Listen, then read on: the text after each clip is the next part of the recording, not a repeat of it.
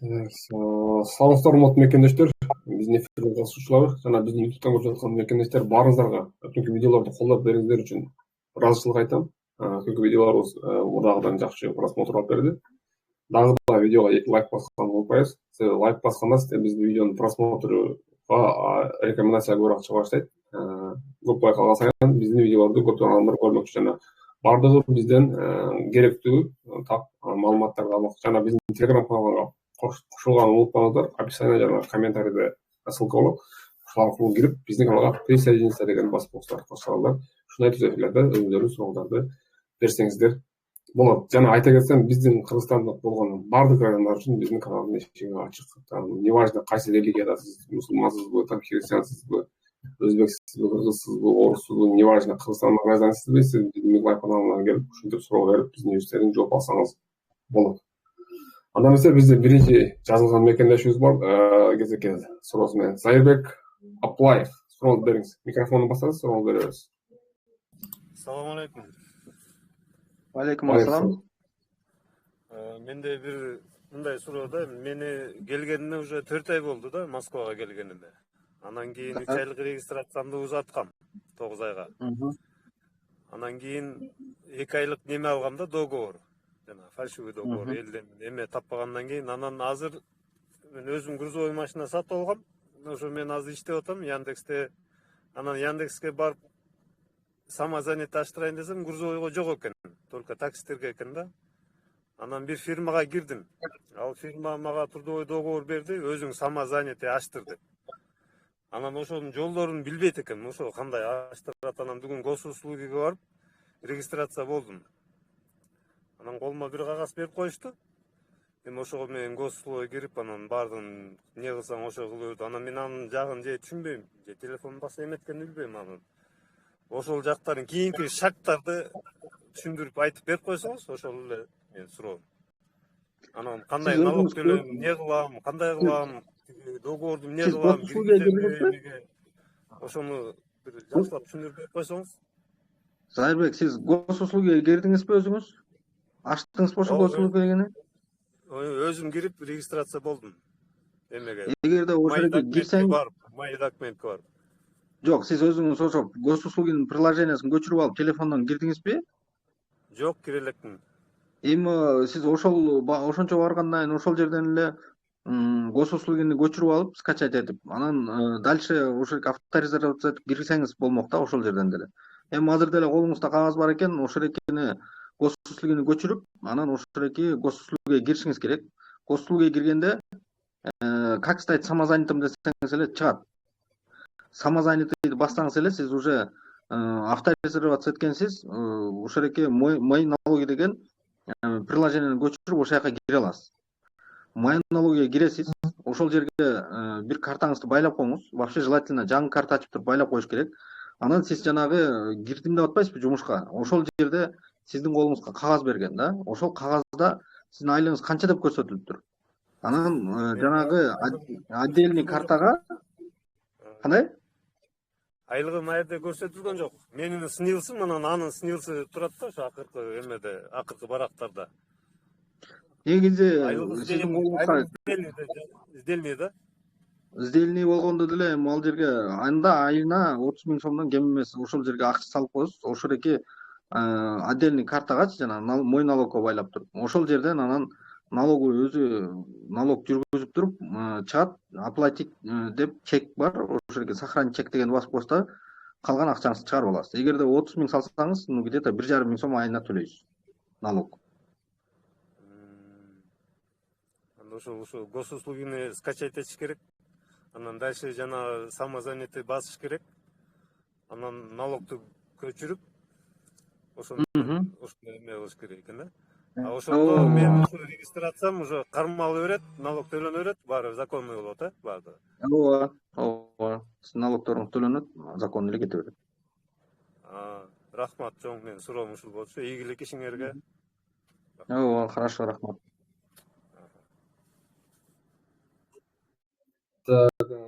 Эрнест бересиз сурооңузду? Эрнест чыгып кетти. Так, ким бар? Дарыгүл. Бериңиз сурооңузду. Эрнест бар экен го. Эрнест сиз бериңиз, анан Дарыгүл.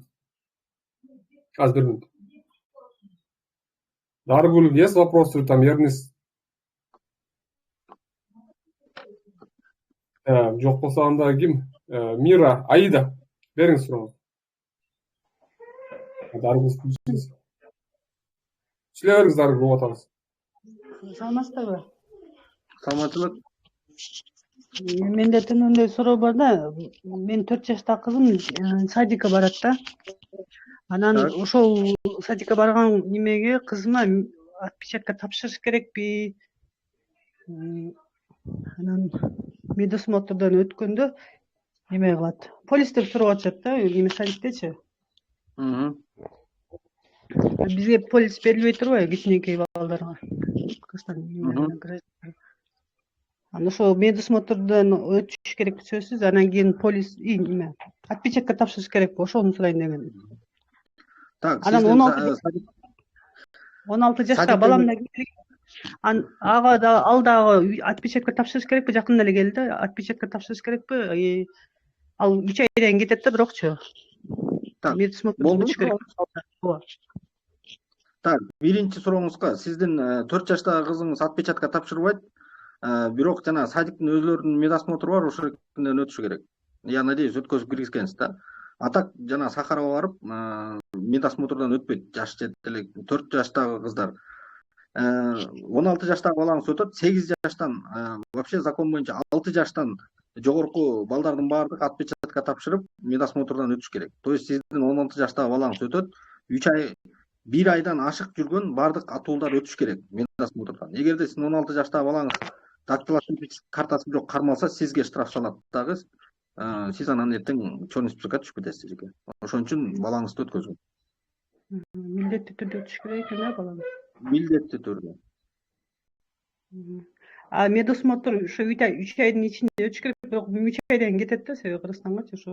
Эдике, мен дагы бир жолу айтам, 1 айдан ашык жүрө турган баардык мигранттар медосмотрдон, дактокартадан өтүш керек. 3 ай жүрөбү, ал 1,5 ай жүрөбү, же 1 ай 1 күн жүрөбү, 1 айдан ашык жүрө турган киши обязательно милдеттүү түрдө өтүш керек. Эгерде өтпөгөн болсо, эмне документи болсо дагы выдворение болот. Хорошо? Могу полис жаш балдар кетпейт да? 18 жашка чейинки баягы Кыргызстандын жарандарына медициналык полис берилбейт. Бирок сиз ошол эки жаш элек жанагы кызыңызга полис ДМС деген бар. Полис добровольного медицинского страхования деген. Ошол полисти сатып алып көргөзсөңүз болот. То есть ошол эки полис ДМСтин да түрү бар эже. Кандайдыр перечень заболеваний деп коет да, ошол эки кандай оорулардан страховка кылынат, ошол экиндей перечень бар, тизмеси бар оорулардын. Сиз ошол экини барып таанышып, эми жаш балдар кандай оорулар менен көбүнчө ооруйт, ошол экилерди карап туруп, ошол эки оорулар бар полис сатып алсаңыз болот да. Обычно эми ал 500 сомдон өйдө, а так мындай кененирээк дарылай турган полистер где-то 1200-1500га чейин да. Ошондой полис сатып алып, анан тигилеки садигине өткөзсөңүз болот. Анда эле ошол баягы страховой немелерден алабыз да? Ооба, страховой компаниялардан алсаңыз болот. Азыр жанагы Билайн, Мегафондордо деле сатып жүрөт ошол экинде полистерди. Ошол жактан деле алсаңыз болот. Рахмат. Хорошо. Так, Дарыгүл берип бүттүбү суроосын? Эле Айда берди. Дарыгүл берди. Айда бериңиз сурооңузду. Ассаламу алейкум. Алейкум ассалам. Мен суроом дагы төмөнгүдөй. Мен келгениме 3 ай болуп, 4-айга эми өттү. Регистрациямды узартканга 3 айга тапшырдым, бирок менде трудовой договор жок. Өзүмчө иштеймин да. Без трудовой договор, без неофициально иштейм. Анан бирөө жасап берем деп, мен Сахаровамды бердим, паспортумду, миграционкамды, регистрациямды жөнөттүм WhatsApp'тан. Анан деген сен деп паспортуңду текшерсем, базада эски трудовойуң бар экен, сен чалды бир жерде иштеген экенсиң. Ошол трудовой договоруңду колуңа чыгарып беребиз деп, ага дагы 2,5 миң сурады. Ошентип эми регистрация 8 миң, 10,5 миң акча которду. тижимада чыгат дейт. Ошого ишенсе болобу, чистый болобу кандай? Эми Айда мындай да, сиз негизи акчага сатып алган нерсе негизи 99% эле фальшивый негизичи.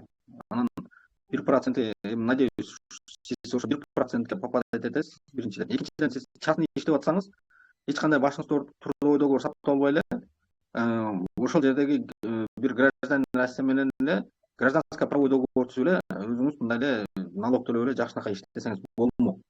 Анан эми сиз айтып атасыз, ал кишиге ишенсе болобу деп, же ал кишини же биз көрбөсөк, же ал кишини менен иш кылбасак, биз аны кантип сизге айта алабыз да, ал кишиники действительно баардыгы жакшы деп. Негизи закондо ушундай бир барбы дейм да, жасаган бул кыздар документ жасайт да. Закондо трудовой договор сатып алсын деген закон вообще жок. Жок, менин паспортумда былтыр сентябрда иштегенмин бир жерде. Ошол базада бар экен, паспортуңа байланган деп, мен сенин базаңды текшерип көрдүм деп. Ошол эжеке, сизден акча алыш үчүн айта бербейби аларчы? Бул сен тетигиреки неме Кыргызстанда жүргөндө бир жакшынакай договор жасаткан экенсиң бир жерде. Ошол экенин чыгып атат десе ишенесизби? Бирок мен сентябрда иштегенмин да трудовой договормен. Ошого анан ишенип калдым мен. Эжеке, мындай да, ал сиз трудовой договор менен иштедиңиз мейли. Анан жумуштан кеткенде алар уведомление жиберди, бүттү, ал трудовой договорду бүтүрдү да. Алар орустар калтырып коймок беле ошол трудовой договорду. Байкуш ушу кыргыз ошол трудовой договор менен өмүр бою жүрө берсинчи деп. Ал трудовой договорго эгерде сиздин счетуңузга налог төлөнбөсө, ал трудовой договор налоговойдон эч эле аннулировать этилет өзү эле. Анан мен закондуу түрдө регистрация узартышым үчүн кимге кайрылышым керек? Мага чистый регистрация керек кайра узартышка. Эч ким жасап бербей атпайбы? Эжеке, мен сизге айтып атпаймынбы? Сиз частный иштеп атасызбы? Гражданин Россия тааныш тунуштарыңыз барбы? Ошол эки менен эле гражданско правовой договор түзүп коюңуз. Жеке киши менен жеке киши. Болду. Ошол экинин уведомлениесин жөнөтөсүз. Ошол трудовой договор, гражданско правовой договор сизге регистрацияңызды узартканга основание болуп берет. Анан ошол эки бир жанагы хозяиниңиз менен жанагы квартира снимать этип жашайсыздар, туура айтамбы? Ошол квартира снимать эткен хозяинга айтып, мен мына могу квартираңды снимать этип атам, мени ушул жерге регистрация тургузганга милдеттүүсүң деп туруп, ошол жерге регистрация туруп алыңыздар.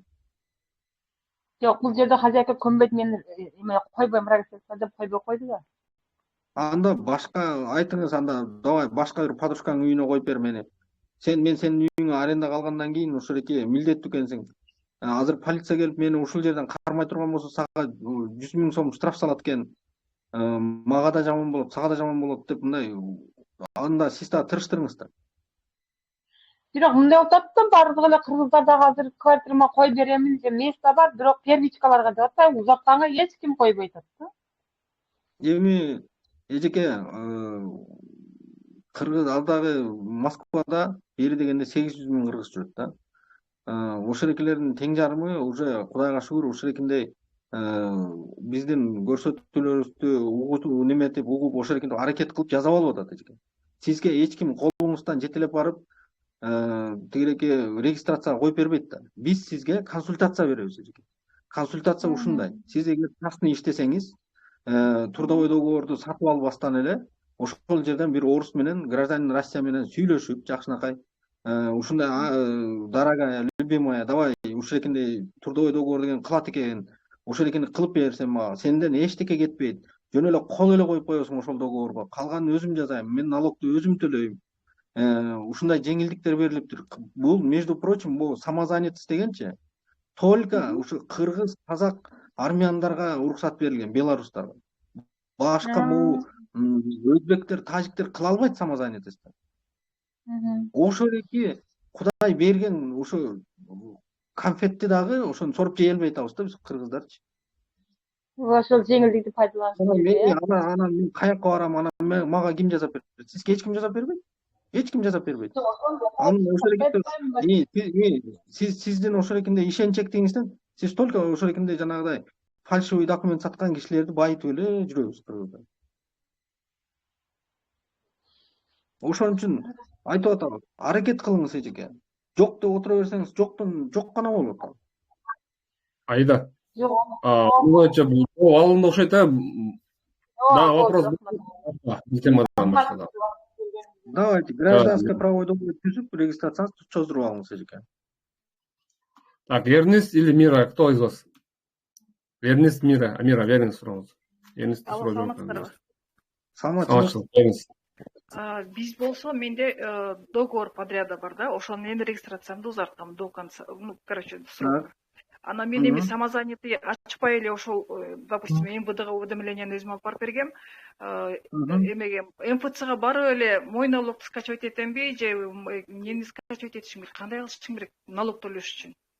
Эжеке, сиз ошо МФЦга барасыз. Же болбосо любой эле азыр ВТБ банктын деле, жанагы Сбербанктын деле отделенияларында самозанятый ачып берип калган, да? Ошол жактарга кирип туруп эле ушундай мен самозанятый каттатышым керек деп, ошо сизде только ИНН болуш керек, СНИЛС болуш керек колуңузда. Хорошо? Ошо ИННиңизди берсеңиз эле ошол жерден сизге самозанятый ачып берет. Самозанятый ачкандан кийин эле сиз ошол жерден эле мой налог деген приложениени көчүрүп аласыз телефонуңузга.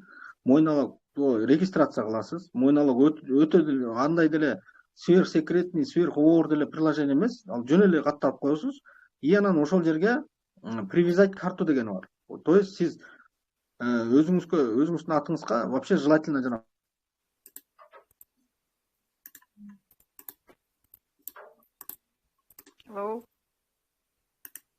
Звонок келип калды азыр. Звонок жооп берип койсун анан кийин.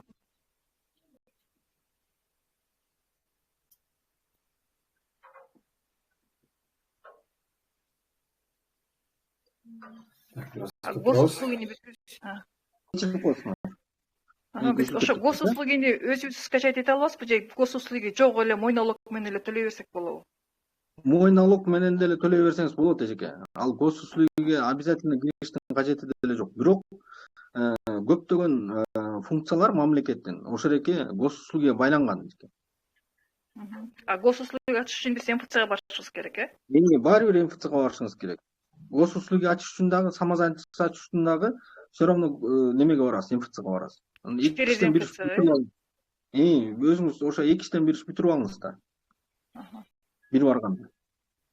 Самозанятый все равно ачыш керек экен, менде договор подряда болсо деле. Эжеке, мындай да, ал сиз договор подряда боюнча сиз мындай бир иш кылып атасыз. Туура айтамбы? Иш кылып атасыз, ошол жерден айлык алып атасыз. Анан орус мамлекети, Россия мамлекети айтып атат. Ай мигрант, айланайын, сен келгенде ушу трудовой договор түз дагы, ошондон бизге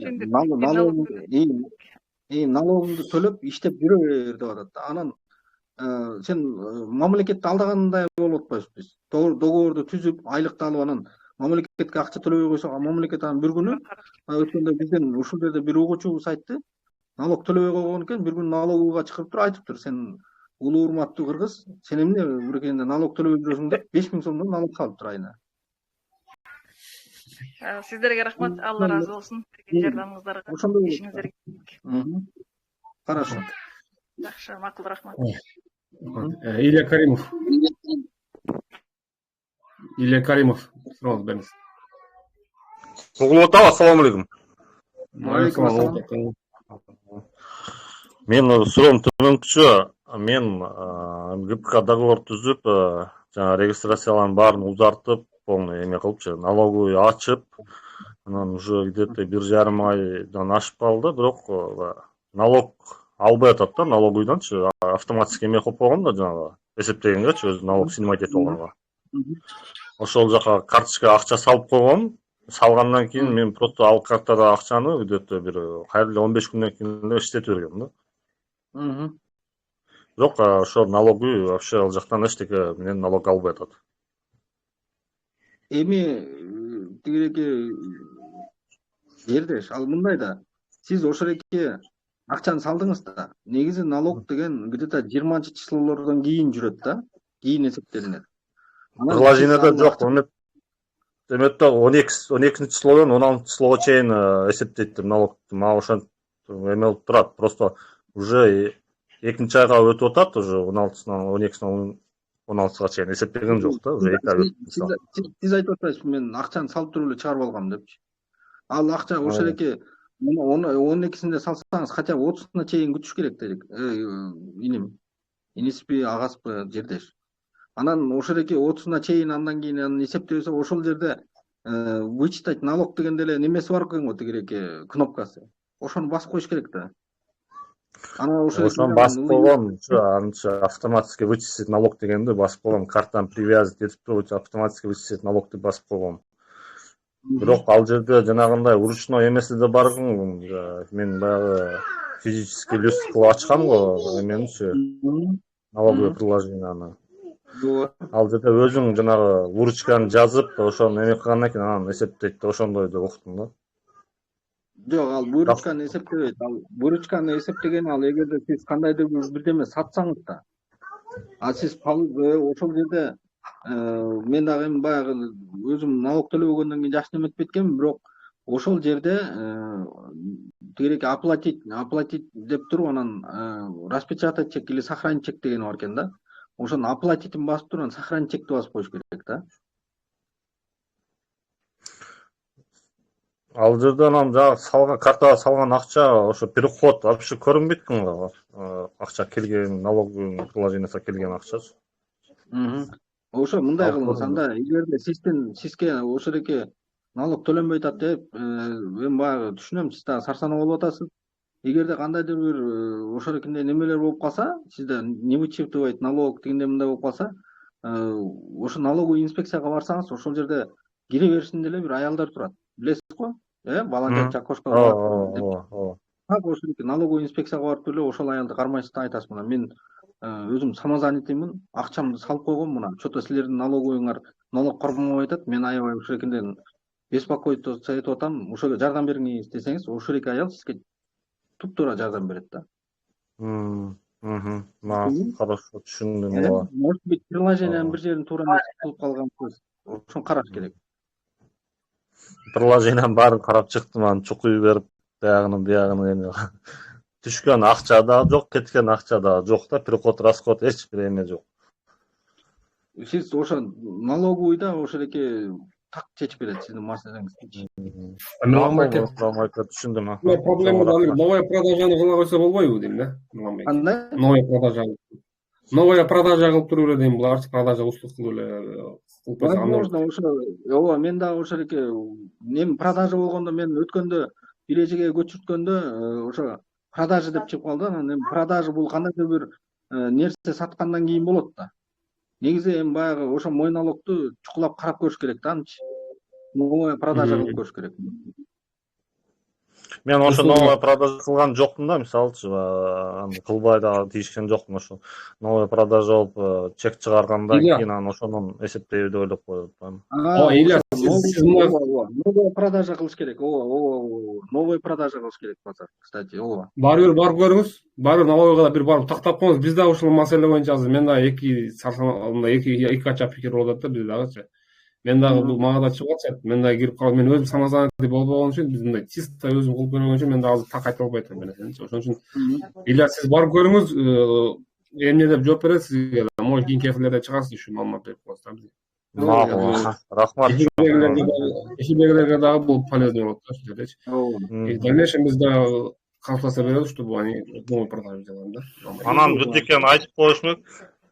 Мен таксист болуп иштеген үчүн жагы через Яндекс тарап эме болуп атпайбы, жана самозанят болгондо Яндекстен уведомление келет экен налоговыйгачы, чтобы иштейт бул Яндекс такси деп. Ошол налоговыйга уведомление жөнөтүш керек экен деп ойлоп коюп атам да. Яндекстен автоматически кылып койгонбу ошондо Яндекс таксияны? Ошол маселе немени процессти. Алар автоматически кылып, силердики ручка кылыш керек аны, получается. Яндекс налоговыйга уведомление жөнөтөт экен, уведомление жөнөткөндөн кийин анан налоговый кошот окшойт ошол неменичи, жанагы сиздин доходуңузду 4%. Аны мен полностью алып бүткөн эмес да, самозанятчы Яндекстенчи. Яндекс азыр эмени самозанятты жаап койду го, канча майдын канчасы чейин очередь көп болуп кетип. Ошондон кийин токтоп калган да. Негизи ошол туугандар эми баягы айтарым, ошо көптөгөн биздин жердештер да бизге чыгып атат. Яндекске самозанятый кылып ачтырып анан өзүңдүн картаң менен байласаң, где-то бир айына почти 10 миңге чейин налог кармап коет экен да. Ар бир түшкөн выручкадан кармайт экен да. Ошондуктан тем более Яндекс Про'нун бир жаман жери, мисалы үчүн бул Яндекс Про азыр только ушу Москва шаарында гана иштеп атты да. Калган региондордо Яндекс Про'дон самозанятость ачылбайт. Анан ошон үчүн жанагы мой налогду көчүргөндө, мой налогдо жанагы поздравляю, вы зарегистрировались самозанятым деп чыгат экен, это уже такие уведомления автоматически немеден налоговыйга түшөт экен. Так что не обязательно баягы Яндекс Продон кылыпчы, самозанятый кылып өзүңүздөр деле катталыңыздар, потому что биз деле каалайбыз, чтобы биздин жердештерибиз налогду азыраак төлөсүн деп. Ошон үчүн эми баягы мыйзамдагы кичинекей лазейкаларды айтып атабыз да, өзүңдүн картаңды башка карта байлап кой, баягы жаңы карта ачып, ага көп акча салба, налогуң азыраак жүрсүн деп атабыз да биз да кыргыздаргачы. Ооба, ошентиш керек болуп атат. Яндекс менен через Яндекс подключение болгондо дагы самозанятый менен бир айда канча 3-4 жол иштеп койсо, ошол боюнда эсептеп коет экен, болду. Калган убакта өзүнүн парк менен иштеш керек экен.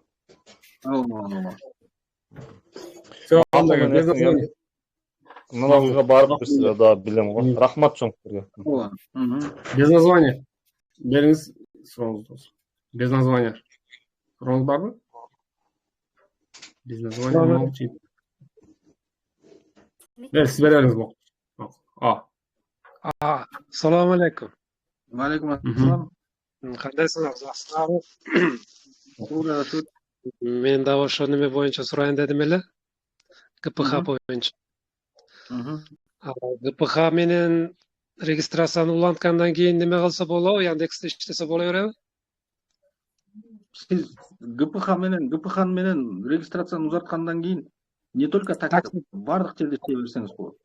Кыргыз Республикасынын атуулдары Россиянын бардык булуң бурчунда иштегенге, жана бардык булуң бурчунда любой иште иштегенге мыйзамдуу уруксат берилген. ГПХны мен башка немеден алам го, неме тиешеси жокпу? Мисалы үчүн сиз таныштерден ГПХны алгандан кийин единственный только эмне кылбашыңыз керек, сиз кандайдыр бир трудовой отношение кылбашыңыз керек да. Сиз мисалы үчүн даже биздин туугандар мисалы үчүн повар болуп иштеп атышат, кандайдыр бир ресторанда. Бирок ГПХсы повар эле, бирок неме да, мындай частный лицо менен түзүлгөн. Ошол жерге келип, полиция келип сураса, например, федеральный миграционный службанын кызматчысы келип сураса, мен бүгүнкү эле чыктым деп коюш керек. Мен бүгүн эле иштеп атам деген. Түшүндүңүздөрбү? Эгерде мен ушул жерде постоянно иштейм, эртең мененки саат 10-дон баштап кечки саат 10го чейин какштык иштейм, бирок ГПХм бар деп кыргыздар мактанат мынтипчи. Антпеш керек. Менин ГПХм бар, мына бүгүн келип иштеп атам. Мен мындай ГПХ деген 1 күндүк, 2 күндүк иш үчүн төлөнөт деген сөз да. Түшүндүңүзбү? Постоянный жана трудовой отношение болбош керек ал жерде. Ал анткени эгерде ГПХ түшкөн киши бул жана ишканага да минус келтирет, өзүнө да минус келтирет. Потому что ишкана запрос түшөт, что сен өзүңдүн ишчилериңди гражданско правовой договор түзүп налогтон качып атасың деген претензия түшөт ал ишканага. Дагы бир суроо, ошо ГПХ бере турган адамдар неме кылып атат? Биз пособие алабыз, ошолорго бир зыян келип калбайбы деп сурашып атат. Эч кандай аларга зыян келип калбайт, потому что ал айтып атабыз го, мына 1 күндүк, 2 күндүк жумуш деген сыяктуу да. Мисалы үчүн сен бирөөнүн үйүнө мисалы үчүн домоработник болуп кирсең, ал жерде ошо договордо жазылыш керек да.